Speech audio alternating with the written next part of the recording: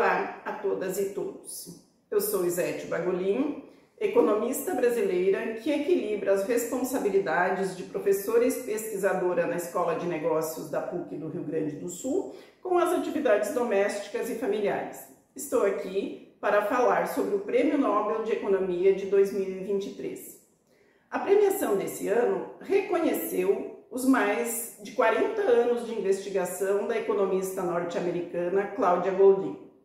Seus estudos buscaram desvendar as disparidades salariais entre homens e mulheres e os padrões de participação das mulheres no mercado de trabalho. As inquietações da pesquisadora iniciaram quando o assunto ainda não era de interesse dos economistas e nem da academia em geral. Na época, os historiadores econômicos estudavam o trabalho infantil ou o trabalho dos homens. Segundo a própria pesquisadora, realmente os pesquisadores não sabiam o que as mulheres estavam fazendo.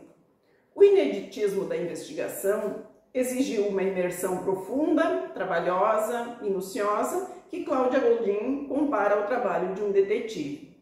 Nesse esforço, ela combinou com maestria os métodos de uma historiadora econômica com a análise rigorosa de dados.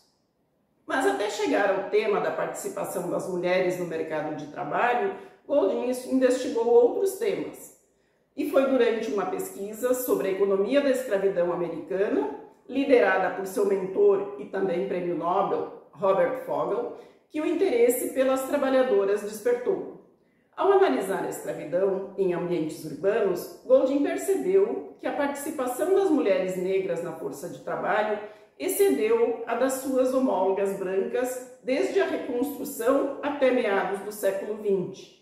Ela então começou a se perguntar se essa lacuna racial poderia ser explicada pelas diferentes normas culturais em torno do trabalho das mulheres estabelecidas durante a escravatura.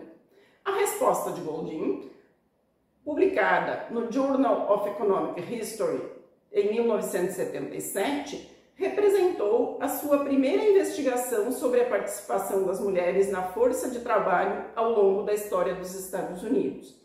A investigação não representou somente a primeira contribuição de Goldin, mas sim a primeira investigação econômica de fôlego sobre o tema. O primeiro livro de Goldin sobre o tema Compreendendo a Disparidade de Gênero, uma história econômica das mulheres americanas, foi lançado em 1990. Os marcos subsequentes incluem um artigo em 1995 sobre a participação em formato de U das mulheres na força de trabalho à medida que os países se desenvolvem, um estudo de 2002 sobre o impacto da contracepção na tomada de decisões em torno de carreira e família, e um artigo muito citado de 2000, que em tradução livre significa orquestrando a imparcialidade.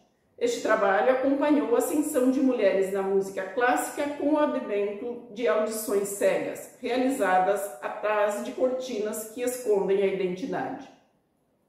Outros trabalhos foram desenvolvidos em parceria e no livro recente Carreira e Família, a longa jornada das mulheres em direção à equidade, que foi publicado em 2021, ela tratou das mudanças na combinação de arranjos entre vida profissional e pessoal em 5 grupos geracionais de mulheres americanas. Mulheres esta, em sua maioria, brancas e com ensino superior. Nesse livro, ela introduziu o conceito de trabalho ganancioso, no qual os empregadores exigem longas horas de trabalho e recompensam os trabalhadores, em sua maioria homens, por essas atividades mais bem remuneradas.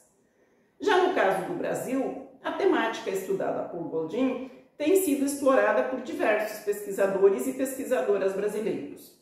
Os estudos mostram que, nas últimas décadas, as mulheres brasileiras conseguiram aumentar sua participação no mercado de trabalho, bem como seu nível educacional, e alcançar maior representatividade tanto na política quanto em cargos gerenciais. Porém, a desigualdade de rendimentos entre homens e mulheres permanece profundamente resistente. As diferenças salariais têm base em uma série de fatores. Pode-se destacar, por exemplo, segregação ocupacional, uso do tempo, que em função da maior responsabilidade por tarefas domésticas e reprodutivas exige mais das mulheres, a questão do salário acessório, que é a percepção de que a mulher não é determinante na geração da renda familiar, e uma combinação desses fatores que resulta em maior presença feminina nas atividades informais.